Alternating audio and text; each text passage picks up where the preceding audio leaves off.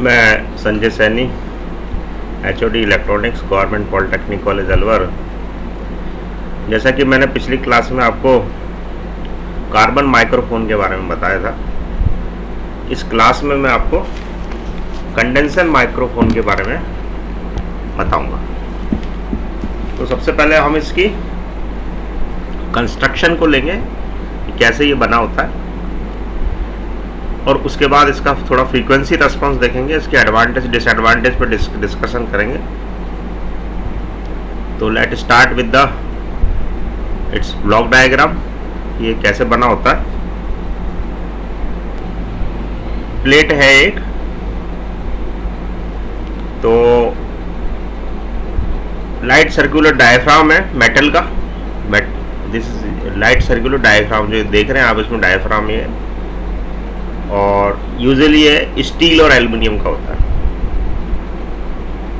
और जो डायफ्राम है वो बहुत माइन्यूटली सेपरेटेड है फिक्स मेटल प्लेट से। नीचे इसके देख रहे हैं आप, एक फिक्स मेटल प्लेट लगी हुई है, it is minutely separated with the diaphragm. तो इन दोनों के बीच में थोड़ा सा डिस्टेंस है, और ये डिस्टेंस ही बेसिकली वेरी होता है जब आपके इस पे वॉइस आके गिरती है। और जो ये डायफ्राम है और जो ये मेटल प्लेट है, ये बेसिकली ये क्या फॉर्म कर रही है, एक कैपेसिटर फॉर्म कर रही है, डायफ्राम और फिक्स मेटेलिक प्लेट। और जो फिक्स मेटेलिक प्लेट है, इसको हम इंसुलेटेड कर देते हैं रेस्ट ऑफ द माइक्रोफोन से। इंसुलेटेड होती है ये और दूसरे माइक्रोफोन से। इसके अलावा आप इसमें देख रहे हैं एक E0, this is high value, एक मेगा ओम के थ्रू कनेक्टेड है, हाई वैल्यू वोल्टेज। और जो ये E0 की वैल्यू है, ये करीब 200 वोल्ट रहती है, 200 वोल्ट। और it is applied between fix placed and diaphragm, और ये प्लेस कर देता है चार्ज अक्रॉस द कंडेंसर। ये हाई वैल्यू का जो है एक वोल्टेज लगाते हैं अपन थ्रू ये मेगा ओम, और ये चार्ज प्रोड्यूस कर देता है between fix place and diaphragm. अब इसमें जैसे ही इस पे साउंड वेव आके गिरती है डायफ्राम के ऊपर, ये क्या करती है, इसको स्लाइटली मूव करती है। अगर ज़्यादा इंटेंसिटी की साउंड वेव है तो इसकी प्लेट की तरफ मूव करेगी, फिर ये वापस अपनी ओरिजिनल पोजीशन में आएगा। तो जितनी ज़्यादा इंटेंसिटी की साउंड वेव आएगी, उतनी ज़्यादा उसकी डिस्टेंस कम होएगी।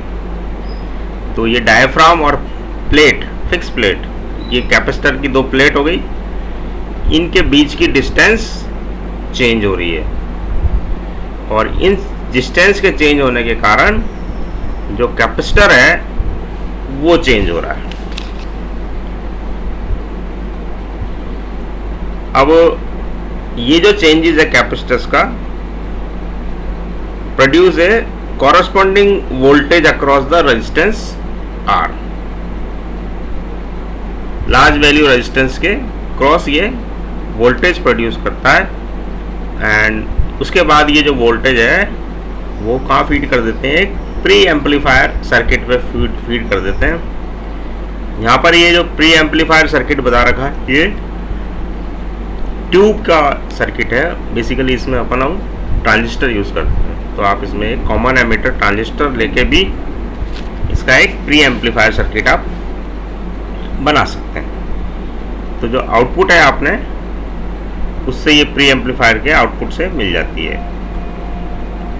तो इस तरीके से आप इसके अंदर वोल्टेज आउटपुट प्राप्त करते हैं।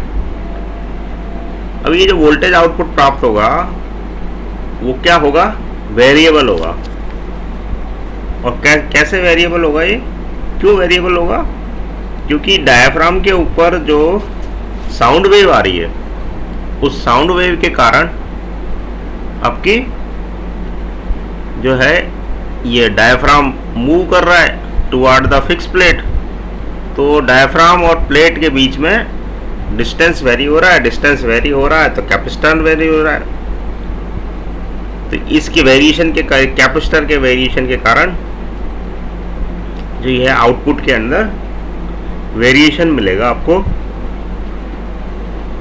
और ये जो आउटपुट के अंदर वेरिएशन है वो डायरेक्टली प्रोपोर्शनल होगा आपके इंटेंसिटी ऑफ द साउंड जो कि डायफ्राम पे आके गिर रही है। और यही हमारा पर्पस था कि हमें जो है साउंड को variation in the electric current के हिसाब से चेंज करना है।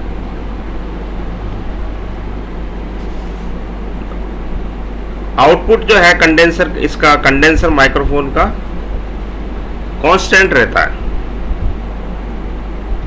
With frequency range of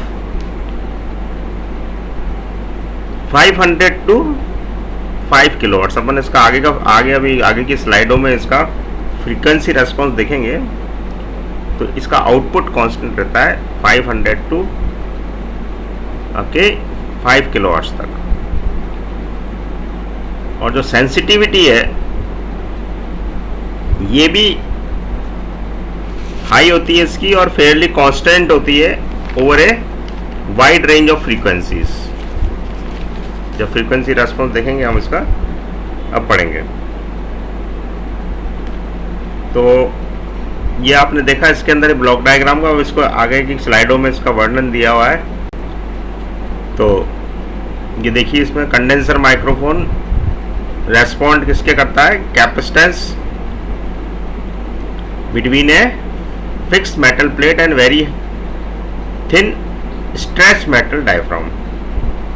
diagram आपने देख ही लिया, represent construction of the condenser microphone और it consist of a very thin and light circular diaphragm of metal और metallise substance usually of steel और एल्युमिनियम, जैसे मैंने बताया था आपको। और this diaphragm is minutely separated from the fixed metal plate, minutely separated होता है जैसे मैं बता चुका हूँ आपको। और the diaphragm and metal plate form a capacitor. और द फिक्स्ड मेटल प्लेट है is insulated from the rest of the microphone.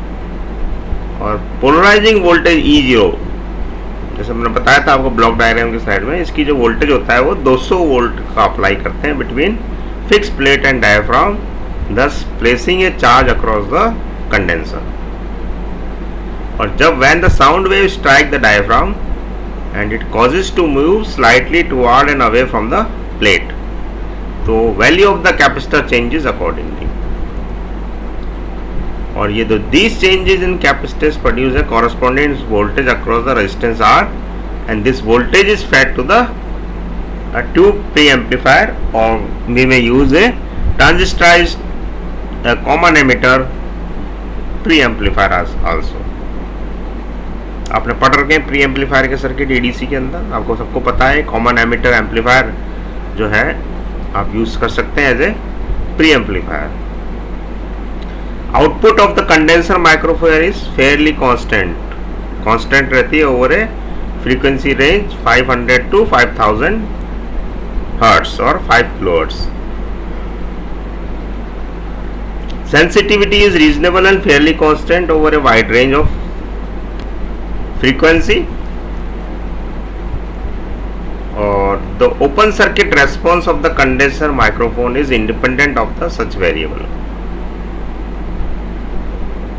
physical quantity such as resistance and magnetization in case of carbon और dynamic microphone। इससे ये independent रहता है, इसका ये advantage है।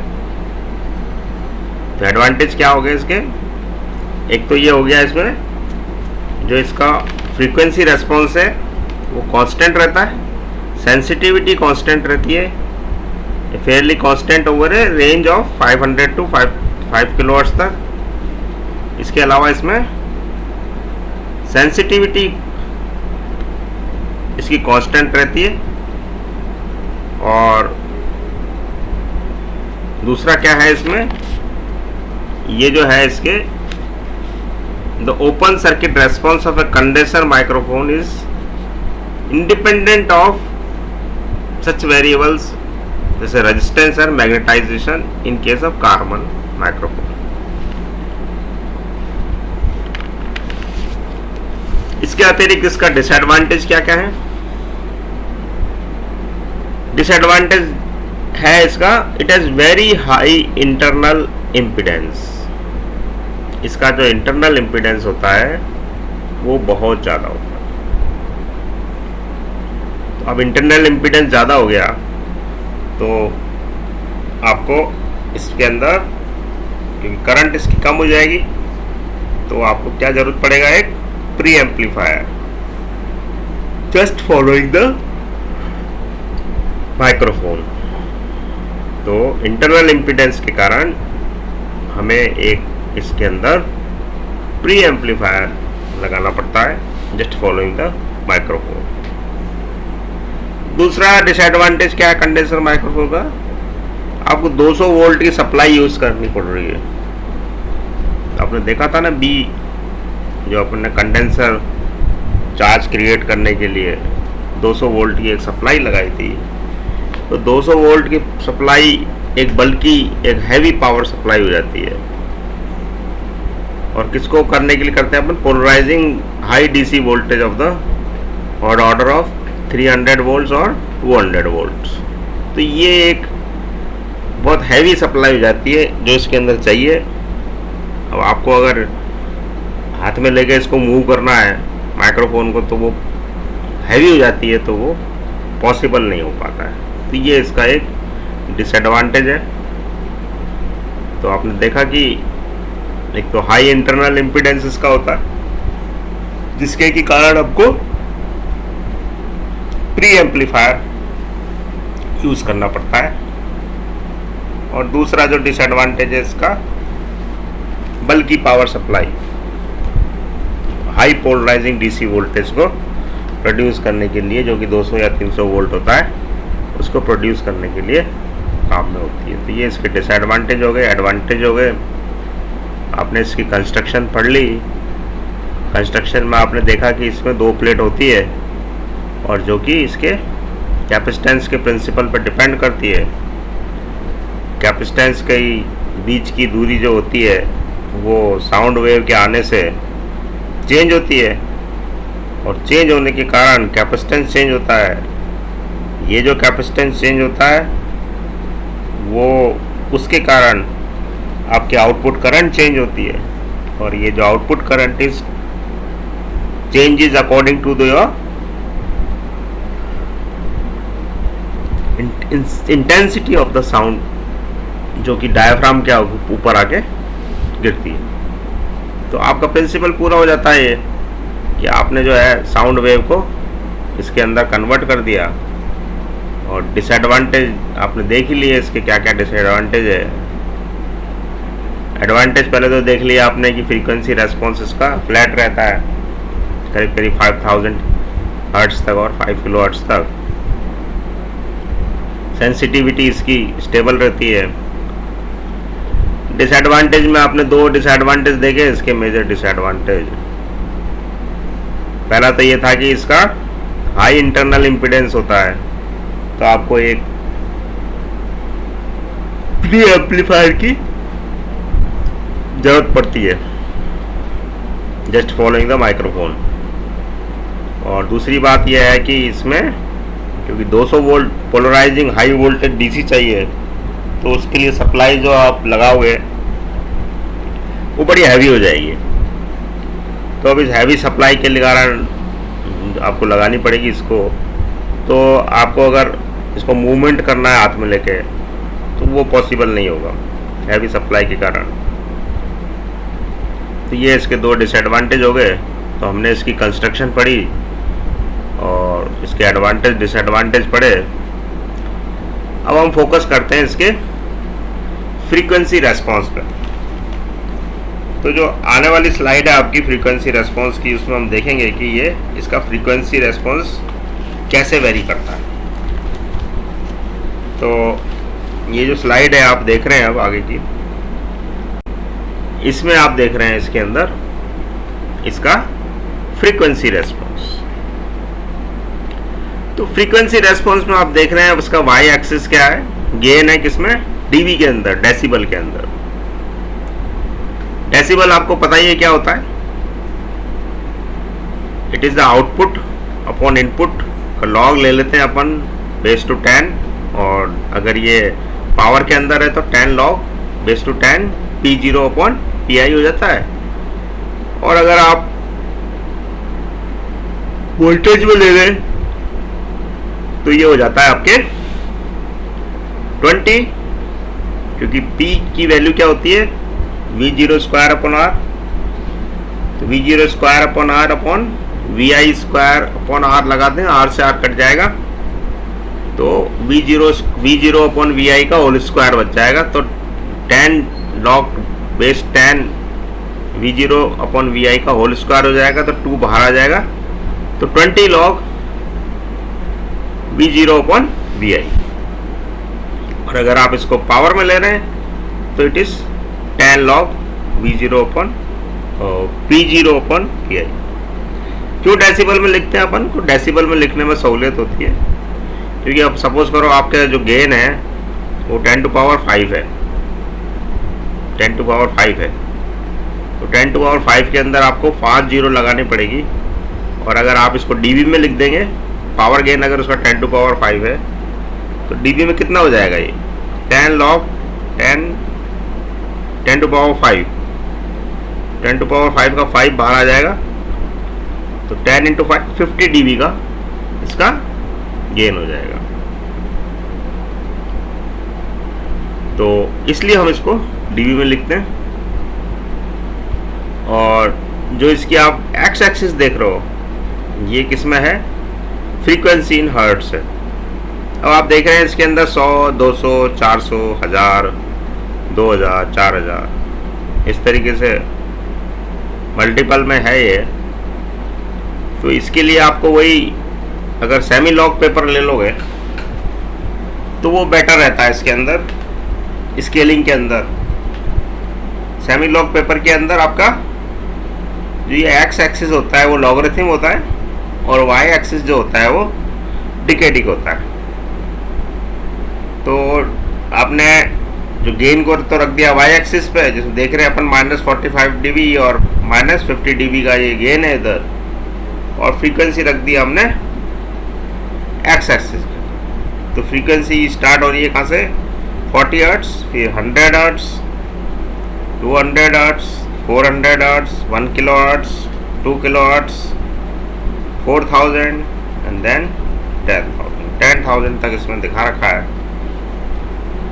तो आप इसमें अगर देख रहे हैं तो आपको, जैसा मैं पहले की स्लाइडों में भी बता चुका हूँ इसके अंदर, कि इसका जो फ्रीक्वेंसी रेस्पॉन्स है एक फ्लैट रेस्पॉन्स है, कहाँ तक, करीब 5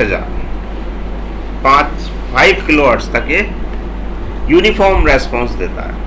इसकी सेंसिटिविटी भी यूनिफॉर्म होती है 5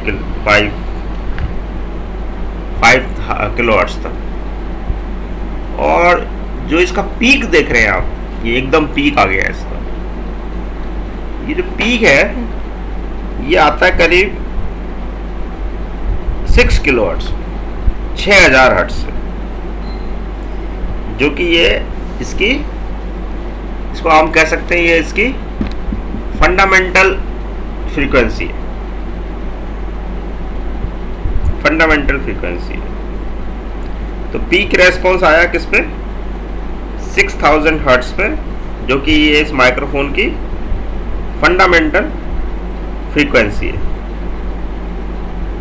और उसके बाद ये बहुत ही तेजी से गिरता है इसका रेस्पॉन्स। जैसे इसकी फंडामेंटल फ्रीक्वेंसी आ गई 6000 की, तो इसका रेस्पॉन्स बहुत तेजी से वापस डाउन होता है। तो इस रेस्पॉन्स में हमने देखा करीब 5000 तक, ये 4000 से थोड़ा ऊपर 5000 तक मान लो, 5000 तक ये यूनिफॉर्म रहता है, इसकी सेंसिटिविटी यूनिफॉर्म रहती है।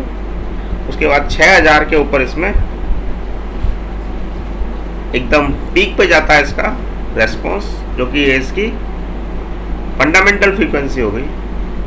और इस फंडामेंटल फ्रीक्वेंसी के जस्ट बाद ये बहुत तेजी से गिरता है। तो ये इसका फ्रीक्वेंसी रेस्पॉन्स हो गया। आगे की स्लाइड के अंदर ये इसको थोड़ा एक्सप्लेन कर रहे हैं हमने फ्रीक्वेंसी रेस्पॉन्स को। तो फिगर जैसे देखा आपने 1.4, ये ओपन सर्किट फ्रीक्वेंसी रेस्पॉन्स था of a condenser microphone for a constant pressure exerted on the diaphragm. Peak response जैसे मैंने बताया था आपको, ये 6000 हर्ट्ज और 6 किलो हर्ट्ज के ऊपर होता है, और जिसकी के ऊपर की इसको हम कहते हैं ये fundamental frequency of the microphone है। और उसके बाद जैसे ये फंडामेंटल फ्रीक्वेंसी निकलती है, इसका जो रेस्पॉन्स है वो तेजी से गिरता है।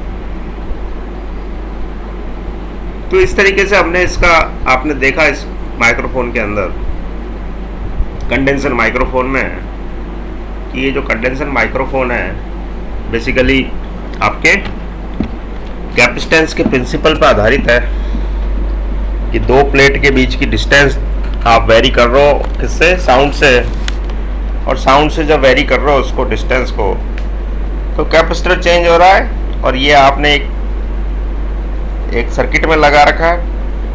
तो जब कैपेसिटेंस चेंज होगा तो उसकी करंट चेंज होगी उस सर्किट के अंदर, और करंट जो चेंजेस है वो अकॉर्डिंग टू साउंड प्रेशर के होती है।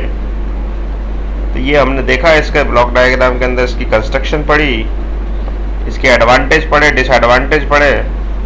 एडवांटेज में हमने ये देखा कि 5000 तक ये इसका यूनिफॉर्म रेस्पॉन्स होता है, सेंसिटिविटी यूनिफॉर्म होती है, 6000 पे इसका पीक आ जाता है। और डिसएडवांटेज में हमने पढ़ा कि एक तो इसका आपका जो इंटरनल इम्पीडेंस होता है वो बहुत हाई होता है, तो इसके जस्ट बाद आपको एक प्री एम्पलीफायर लगाना पड़ता है। और दूसरा हमने ये देखा कि आपको हाई वोल्टेज चाहिए, 200 वोल्ट का, 200 या 300 वोल्ट का, तो उसके लिए आपको एक बल्कि हैवी पावर सप्लाई लगानी पड़ती है, तो इसका वेट बहुत ज़्यादा हो जाता है। तो ये हमने इसके डिसएडवांटेज और एडवांटेज पढ़े। इसके बाद हमने इसका फ्रीक्वेंसी रेस्पॉन्स पढ़ा। फ्रीक्वेंसी रेस्पॉन्स में आपने देखा ही कि 5000 तक ये यूनिफॉर्म रहता है, 6000 पे इसमें जो है इसका रेस्पॉन्स सबसे हाई हो जाता है, -45 dB तक, और उसके बाद ये बहुत तेज़ी से गिरता है। तो 6000 की जो फ्रीक्वेंसी थी ये आपकी, इसकी अपन कह सकते हैं ये क्या है, एक फंडामेंटल फ्रीक्वेंसी थी, और उसके बाद ये तेज़ी से गिरता है। तो इस तरीके से हमने इसकी आज 2 तरह के माइक्रोफोन पढ़ लिए। पिछली क्लास में मैंने आपको कार्बन माइक्रोफोन पढ़ाया था, और इस क्लास में मैंने आपको ये कंडेंसर माइक्रोफोन पढ़ाया। अब जो मेरी नेक्स्ट क्लास होगी, कल जो होगी, उसके अंदर मैं आपको क्रिस्टल माइक्रोफोन के बारे में बताऊंगा। क्रिस्टल जो आपके घड़ियों में यूज होता है, तो क्रिस्टल की प्रॉपर्टी आपको पता ही है कि जब इस पर आप कोई इसको डिफॉर्म करते हैं तो ये वोल्टेज प्रोड्यूस करता है, और जब वोल्टेज लगाते हैं तो इसमें डिफॉर्मेशन होता है, इसकी एक फिक्स फ्रीक्वेंसी क्रिएट हो जाती है। रोशील क्रिस्टल या रोशील साल्ट या क्वार्ट्ज क्रिस्टल इस तरह की प्रॉपर्टी दिखाते हैं, पीजो इलेक्ट्रिक प्रॉपर्टी। तो हम वही प्रिंसिपल रखेंगे इसके अंदर की वॉइस आएगी और वॉइस इस क्रिस्टल को डिफॉर्म करेगी, तो वो उसके अंदर वोल्टेज पैदा होगा, और ये वोल्टेज जो है अकॉर्डिंग टू आपकी साउंड का जो प्रेशर है उसके अकॉर्डिंग ये चेंज होगा। तो इस तरीके से हम जो नेक्स्ट क्लास होएगी उसके अंदर ये क्रिस्टल माइक्रोफोन को पढ़ेंगे। तो इस तरीके से आपने देखा इसको आज के लेक्चर के अंदर। आपने कंडेंसर माइक्रोफोन के बारे में पढ़ा जो कि कैपेसिटर के प्रिंसिपल के ऊपर आधारित है। तो आपने इस लेक्चर को सुना, बहुत बहुत धन्यवाद आपका। Thanks a lot, thank you.